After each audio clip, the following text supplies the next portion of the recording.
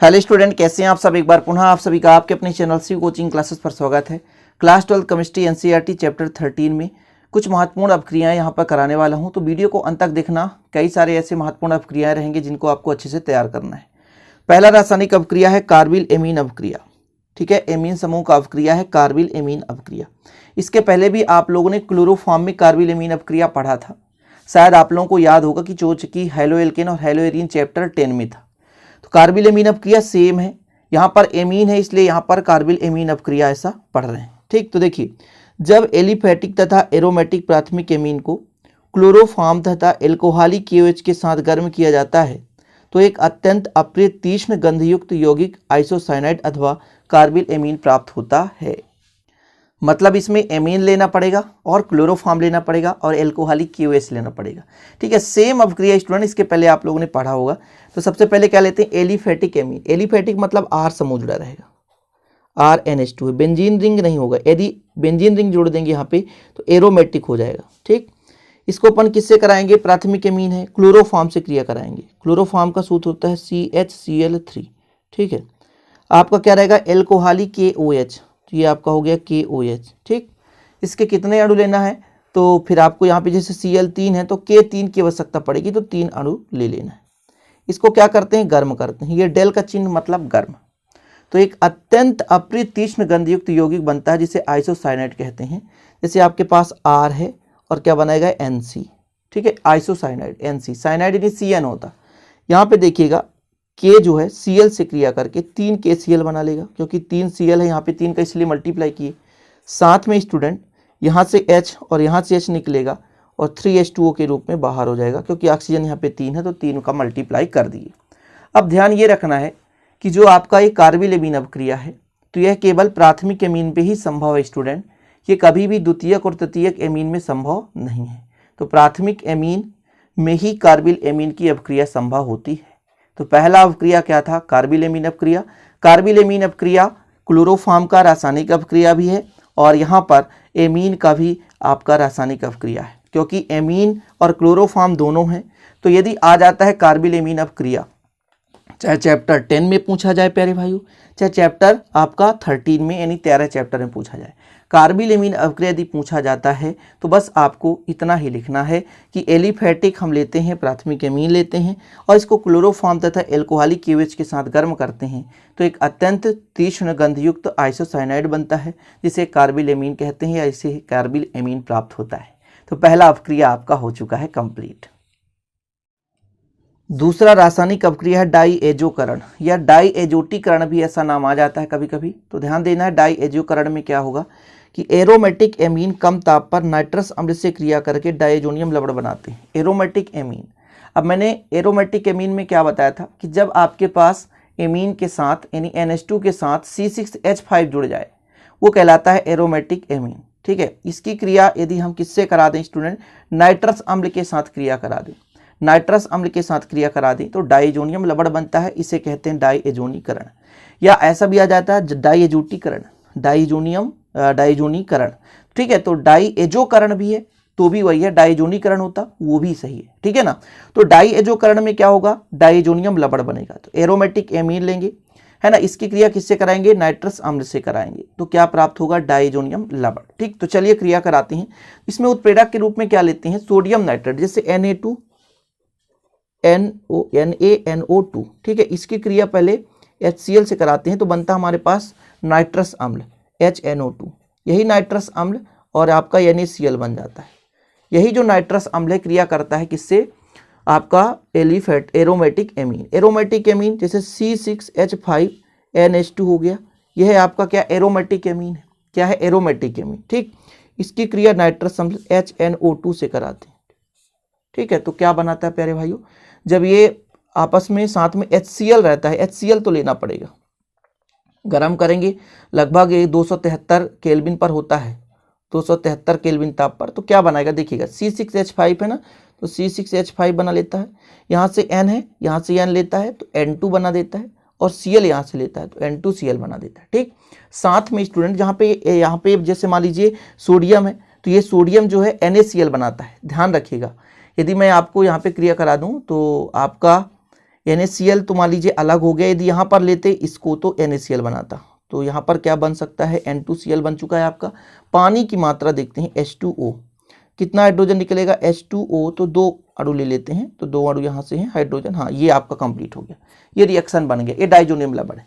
यदि यहाँ पर NaNO2 लेते तो NaCl भी बनता, लेकिन यहाँ पर हमने नहीं लिया है तो NaCl बनाने की आवश्यकता नहीं है। तो ये आपका हो गया क्या, एरोमेटिक एमीन, यानी यहाँ पर ये है एनिलीन, और ये आपका हो गया डाइजोनियम लवण। यदि क्वेश्चन आ जाता है कि एनिलीन से डाइजोनियम लवण बनाओ, यदि आ जाता क्वेश्चन एनिलीन से डाइजोनियम लवण बनाओ, तो आपको इसी रिएक्शन को देना है, ठीक है। या कि आ गया डाइजोकरण, तो भी यही रिएक्शन देना है। तो आशा और उम्मीद करता हूं कि ये दूसरा रिएक्शन भी आप अच्छे से समझ गए होंगे। अगला अवक्रिया आपके लिए स्टूडेंट युग्मन अवक्रिया। युग्मन अवक्रिया आपको समझना है। इसमें क्या होता है, युग्मन मतलब सीधा योग हो जाना, समझ रहे हैं, युग्मन मतलब सीधा योग हो जाना।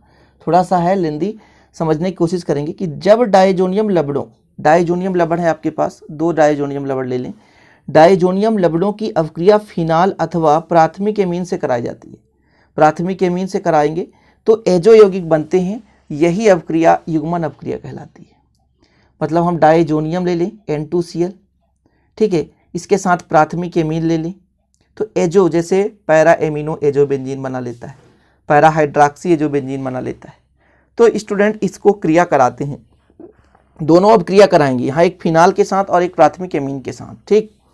चलिए शुरू करते हैं। आपके पास है मान लीजिए बेंजीन रिंग, और बेंजीन रिंग के साथ जुड़ा है क्या, N2Cl, तो ये आपका बन चुका है क्या, डाइजोनियम लवण, ठीक। इसकी क्रिया हम करा दें फिनाल के साथ। फिनाल का सूत्र होता है OH, फिनाल का सूत्र क्या होता है OH। ये कैसे क्रिया करेगा, ये आपका है डाइजोनियम लवण, ये है फिनाल। युग्मन अवक्रिया, युग्मन मतलब दोनों बेंजीन रिंग होंगे, ठीक। यहाँ पे आपका 2 ठो N है, तो N और N के बीच डबल बॉन्ड, और पुनः एक बेंजीन रिंग ऐसा जुड़ जाएगा, ठीक। साथ में आपका जुड़ेगा OH। युग्मन मतलब सीधा जुड़ जाना। अच्छा, यहाँ से एक H निकलेगा और Cl के साथ क्रिया करके HCl बना देगा, ठीक। इसका मैं यदि आपसे ना पूछूं तो पैरा हाइड्रॉक्सी एजोबेंजीन है। क्या नाम है, पैरा हाइड्रॉक्सी एजोबेंजीन। लिख लो भैया नाम, आपको कंफ्यूज नहीं होना चाहिए, पैरा हाइड्रॉक्सी एजोबेंजीन, ठीक। क्या है, पैरा हाइड्रॉक्सी एजोबेंजीन। तो हमने डाइजोनियम लवण की क्रिया फिनाल से करा दी, ठीक है। अब इसी डाइजोनियम लवण की क्रिया यदि हम प्राथमिक एमीन से करा दें, डाइजोनियम लवण की क्रिया, ये आपके पास डाइजोनियम लवण है, ठीक, N2Cl, ठीक। इसकी क्रिया किससे करा दें प्यारे भाइयों, प्राथमिक एमीन से करा दें। प्राथमिक एमीन में क्या होता है, इसके आपके पास ये बेंजीन रिंग है, इसमें जुड़ा हुआ है NH2, क्या जुड़ा है NH2, तो ये आपका हो गया एनिलीन, ठीक, एनिलीन। ये कितने टेम्परेचर पे होता है, तो ये भी लगभग 273 के आसपास रहता है, ये भी आपका 273 केल्विन के ही आसपास होता है। बस डिफरेंस इतना है, यहाँ पे फिनाल था, यहाँ पे एनिलीन था, बस सेम अभिक्रिया होगा, कुछ नहीं है। यहाँ से आपका ClH से बना करके तो बाहर कर देगा, कोई दिक्कत है ही नहीं। और यहाँ पर जो आपका N है वो भी बाहर हो जाएगा, तो यहाँ पे भी OH बन जाएगा। तो क्या होगा, ये बेंजीन रिंग आपके पास N है, डबल बॉन्ड N ही रहेगा, सेम उत्पाद बनाता है, सेम उत्पाद बनाएगा, और OH जोड़ देंगे, साथ में HCl बाहर कर देंगे, जितने अणु आवश्यकता होगी बाहर कर देंगे, ठीक है ना। सेम उत्पाद बनाता है, ध्यान रखिएगा प्यारे भाइयों। ये भी आपका पैरा एमिनो एजोबेंजीन बन गया। हालांकि यहाँ पे थोड़ा सा गड़बड़ है, OH होना नहीं चाहिए, यहाँ पे NH2 ही रहना चाहिए, NH2 रहना चाहिए, क्योंकि यहाँ पे NH2 है, यहाँ पे OH था तो OH रहेगा, यहाँ पे NH2 है तो NH2 हो जाएगा। इसका नाम यदि मैं कह दूं तो यहाँ पे पैरा पे एमीन जुड़ा हुआ है, तो यहाँ पे पैरा पे आपका तो हाइड्रॉक्सी जुड़ा था, तो पैरा हाइड्रॉक्सी एजोबेंजीन है, यहाँ पर आपका पैरा एमिनो एजोबेंजीन है। बस डिफरेंस इतना ही है, यहाँ पे एमीन जुड़ा हुआ है और वहाँ पे क्या जुड़ा था, OH जुड़ा हुआ था, ठीक है ना। इतना क्लियर हो गया। तो आपका हो गया युग्मन अपक्रिया। युग्मन में क्या होता है, युग्मत मतलब होता है जुड़ना। तो जब सीधा सीधा अपक्रिया में क्या हो जाता है, जो अब आपके दो अभिकारक हैं आपस में जुड़ जाते हैं, सीधे योग कर लेते हैं, तो वो युग्मन अपक्रिया कहलाती है।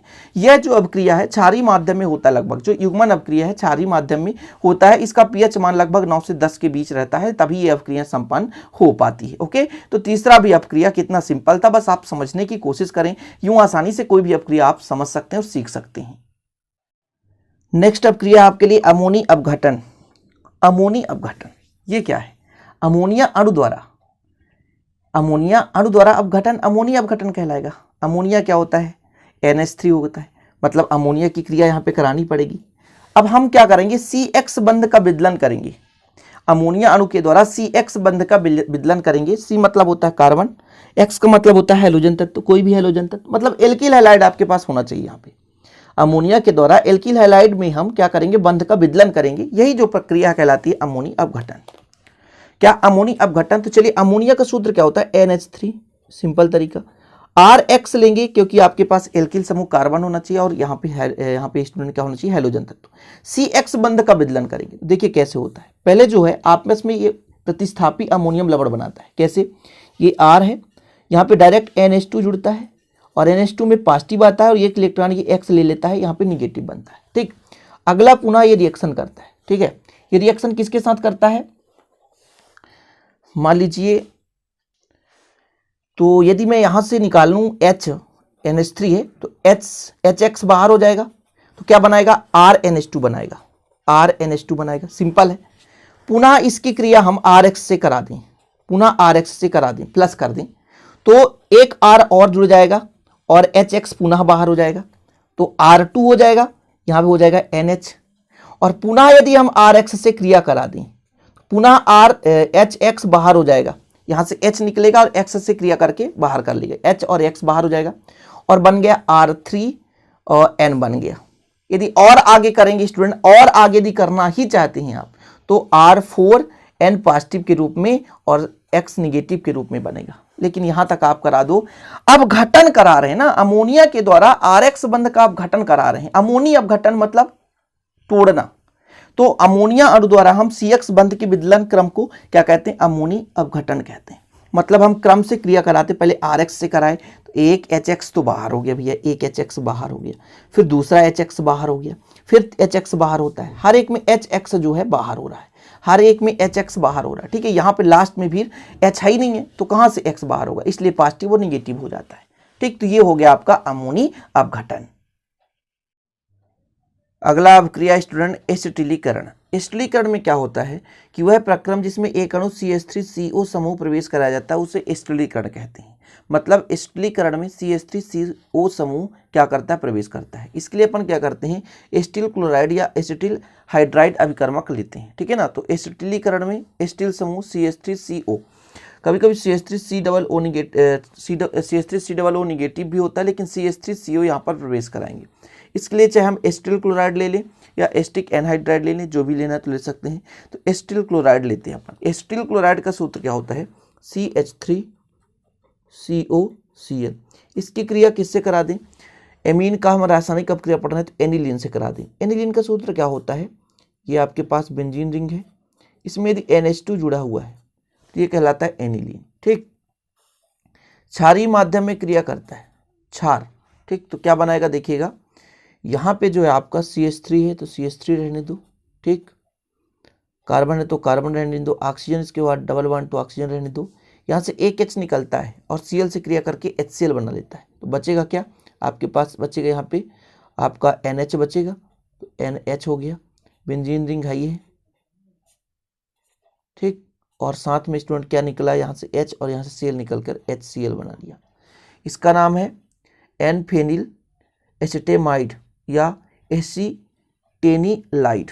ठीक है, N phenyl acetamide, N phenyl acetamide. लेकिन आप लोग इसका नाम याद नहीं करोगे, फिर भी आपको बराबर नंबर मिलेगा। तो ये रहा एसिटिलीकरण, वह प्रक्रम जिसमें एक अणु CH3CO समूह प्रवेश कराया जाता है उसे हम कहते हैं एसिटिलीकरण।